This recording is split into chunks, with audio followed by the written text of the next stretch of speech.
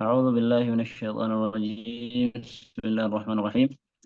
الحمد لله رب العالمين، والصلاة والسلام على رسول الأمين وعلى آله وأصحابه أجمعين، أما بعد. إن شاء الله كنا برمضة جيني كتاب 40 النووي سنة الرجرة حديث دبدب لتطبع. الحديث 21 حديثني دبدمي في تطفان عن أبي أمر. أبا أمر الرأوديس فامي وقيل جدمي أبي عمرته. أبي عمرو اللي جدمي بك ما مكانسا. أبي عمرو زني جدم أبي عمرة سني جدم.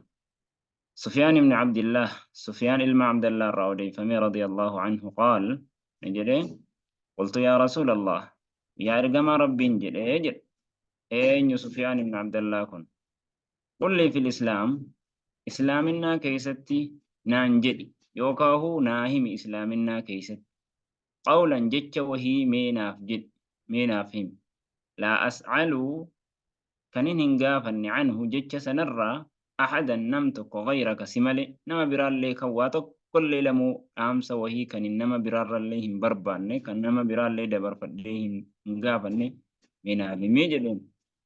قال نجد رسول الله قل جدي آمنت بالله ربي أمني جدين ربي كيت تكما إسات ألوهية ربوبية أسماء والصفات هندانو ربي أمني جدي ثم استقيم إيغانا أجمع الرغد أبدو وجدين.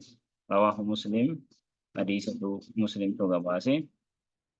الحديث 22 حديث نديب دمي لما فان عن أبي عبد الله، أبي عبد الله الرأودي فمي جابر بن عبد الله. أبي عبد الله كن جابر الما عبد الله مكان إساء الأنصاري والرأنصارات رضي الله عنهما ربي سلمان الراحة جالته أن رجلا قربان توك سأل رسول الله صلى الله عليه وسلم رقم ربي قافته فقال نجد أرأيت من أوديس يا رقم ربي إذا صليت المكتوبات ميك أيون واجبوت صلاة واجبوان قافا صلاة شنن جتشوساتي واجبوان صلاة واجبا قافا كأي يون كأي صلاة إرتتك فدي وصمت رمضان أكسما باتي رمضان اللي صومني وأحللت الحلال حلال حلالة يادي هجدي اتي هجدي بيكي وحرمت الحرام حرام مسي حرام سجون حرامة بيكي الرافقات دي ولم أزد أمو وان تكو إدعو بعد على ذلك سنرد شيء وان تكو سنة ستو مالي ستو garuu waajiba salaate soommane halaalan halaatti waan halaalaa itti hojjedhe halaalatti beeke waan haramaa hundarraa fagaadhe halaala hunda hojjedhe laakiin garuu waajiba irratti waan tokko yoon dabaluu baadhe adkhulul janna jannatan hin seena qaala na'am ehni seenta jedheen rawaahu muslim turis maaliif waajibuwwan salaate waan halaala rabbiin godhaa jedhe godhe harama hundarraa fagaate jannatan seena laakiin sunnaa ofumaaf itti dabachuu baate malee sunnaa yoo dhiftellee jannan hin taadha laakiin immoo sunnaan barbaachisaadha kuni jecha isaati sunnaan barbaachisaadha maaliif bakka waajibaa irratti sii guuta akkasuma dhiheenya nabiyyiitti waan baay'eedha. الحديث الثالث والعشرون حديث نديب دمي سدفان عن أبي مالك الرأوديفم الحارث بن عاصم مكان حارث بن عاصم الأشعري أشعري والريمان الراي رضي الله عنه ربي سرها جالته قال نجد قال رسول الله صلى الله عليه وسلم رقم ربي نجد الطهور طهارة شطر الإيمان والكت إيمانات جد قل فنان بوتا ثلاثة قام استأو أفت استأو qehee ofiis ta'uu qulqullina naannoos ta'uu kan biyyaas ta'uu kan maallee hunda isaatu alaa kulli haal walumatti qabata qulqullina waan jedhamu jechuudha. Qulqullina waan jedhamu at-tuhuuru gaafa jedhu rasuulli qulqullina tokko lama hin jenne wama qulqulleeffannaa kan naannoo isaas ta'uu kan qaamaa kan uffataa kan bootaa kan manaa hunda isaa walitti qabate walqixa iimaanaati yaada sirraa gabaabsa yaada sirraa irrisa. Qaama keerraayis faayidaa, qe'ee keetiifis faayidaa, qulqullinni biyya keetis faayidaa kana hundarra. Walhamdulillah. Alhamdulillah jechuun immoo tamla'ul miizaan miizaana namaaf guutti. Miizaana hasanaata namaaf guutti. Wasubhaanallah. Ammoo subhaanallah walhamdulillah.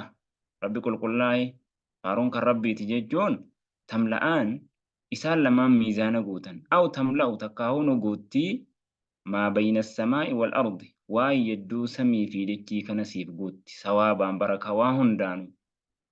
Wassalaatu ammoo salaanni nuurun ifaadha. Yoo salaanni namni salaatu ifaa namaa ta'a. Jireenya namaatiif, deemsa namaatiif, hojii namaatiif ifaa namaa ta'a. Nuura hin qabu. Kan salaata hin qabne namni salaata hin qabne nuura hin qabu. Hattaa nuura nuuruma zaahira qaama ilma namaa, ilmuma namaa namni salaata salaatu kan salaata salaannee garagara. Abadan garagara. Namni salaata salaatu nuura qaba.